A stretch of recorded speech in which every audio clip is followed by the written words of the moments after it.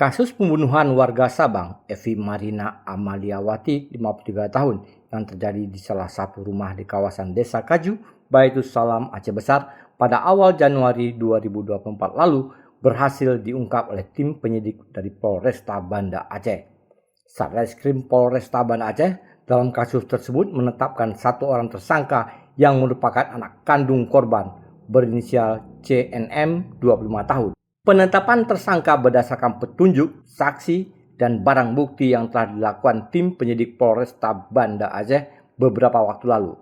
Kasarreskrim Polresta Banda Aceh Kompol Fadilah Aditya Pratama saat menggelar konferensi pers di Mapolresta Banda Aceh menjelaskan bahwa motif pelaku menghabisi nyawa korban yang juga ibu kandungnya lantaran sakit hati dan tertekan yang dilatar belakangi persoalan keluarga. Korban terkait terjadi tindak pidana pembunuhan yang dialami oleh saudara almarhum Evi, di mana sudah kita dapat tenangkan bahwa yang melakukan tindak pidana itu adalah anaknya, saudari CNM, di mana kita dapat menetapkan tersangka dari barang bukti yang kita dapat di TKP, kemudian dari pemeriksaan saksi-saksi yang mendukung, kemudian kita dapat petunjuk juga, dan juga telah kita lakukan pemeriksaan psikologi forensik. Artinya dalam hal ini awalnya tersangka memang